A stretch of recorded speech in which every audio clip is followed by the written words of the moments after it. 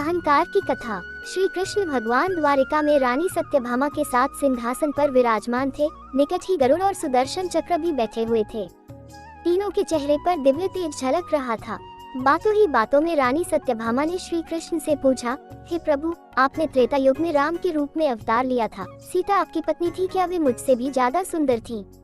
द्वारकाधीश समझ गए कि सत्यभामा को अपने रूप का अभिमान हो गया है। तभी गरुड़ ने कहा कि भगवान, क्या दुनिया में मुझसे भी ज्यादा तेज गति से कोई उड़ सकता है? इधर सुदर्शन चक्र से भी रहा नहीं गया और वह भी कह उठा, भगवान, मैंने बड़े बड़े युद्धों में आपको विजयश्री दिलवाई है। क्या संसार में मुझसे भी शक्तिशाली कोई है? भगवान मंद मंद मुस्कुरा रहे थे। वे जान रहे थे कि उनके इन तीनों भक्तों को अहंकार हो गया है और इनका अहंकार नष्ट होने का समय आ गया है। ऐसा सोचकर उन्होंने गरुड़ से कहा, हे गरुड़, तुम हनुमान के पास जाओ और कहना कि भगवान राम माता सीता के साथ उनकी प्रतीक्षा कर रहे हैं। गरुड़ भगवान की आज्ञा लेकर हनुमान को लाने चले गए। इधर श्री कृष्ण ने सत्यभामा से कहा कि देवी, आप सीता के रूप में तैयार हो जाएं, और स्वयं द्वारकाधीश ने राम का रूप धारण कर लिया।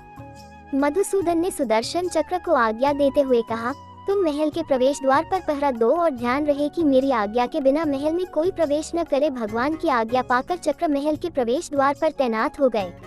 गरुड़ ने हनुमान के पास पहुंचकर कहा, हे वानर श्रेष्ठ, भगवान राम माता सीता के साथ द्वारका में आपसे मिलने के लिए प्रतीक्षा कर रहे हैं। आप मेरे साथ चलें, मैं आपको अपनी पीठ पर बैठाकर शीघ्र ही वहां ले जाऊंगा। हनुमान ने विनयपूर्वक गरुड़ से कहा, आप चलिए, मैं आता हूँ। गरुड़ ने सोचा, पता नहीं यह बूढ़ा वानर कब पहुँचेगा। खैर, मैं भगवान के पास चलता हूँ। यह सोचकर गरुड़ शीघ्रता से द्वारका की ओर उड़े। पर यह क्या, महल में पहुंचकर गरुड़ देखते हैं कि हनुमान तो उनसे पहले ही महल में प्रभु के सामने बैठे हैं। गरुड़ का सिर लज्जा से झुक गया। तभी श्री राम ने हनुमान से कहा कि पवन पुत्र, तुम बिना आज्ञा के महल में कैसे प्रवेश कर गए? क्या तुम्हें किसी ने प्रवेश द्वार पर रोका नहीं? हनुमान ने हाथ जोड़ते हुए सिर झुकाकर अपने मुंह से सुदर्शन चक्र को निकालकर प्रभु के सामने रख दिया। हनुमान ने कहा कि प्रभु, आपसे मिलने से मुझे इस चक्र ने रोका था, इसलिए इसे मुंह में रख मैं आपसे मिलने आ गया। मुझे क्षमा करें। भगवान मंद मंद मुस्कुराने लगे।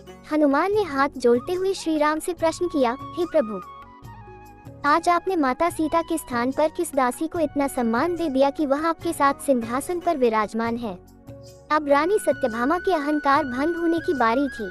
उन्हें सुंदरता का अहंकार था जो पल भर में चूर हो गया था। रानी सत्यभामा, सुदर्शन चक्र व गरुड़ तीनों का गर्व चूर चूर हो गया था। वे भगवान की लीला समझ रहे थे। तीनों की आंखों से आंसू बहने लगे और वे भगवान के चरणों में झुक गए। अद्भुत लीला है प्रभु की। हे परम स्नेही मित्रों, जब इन तीनों का अहंकार चूर चूर हो गया तो इंसानों की क्या बात है। दोस्तों, वीडियो अच्छा लगा हो तो चैनल को सब्सक्राइब कर देना। धन्यवाद। जय श्री सीताराम। हर हर महादेव।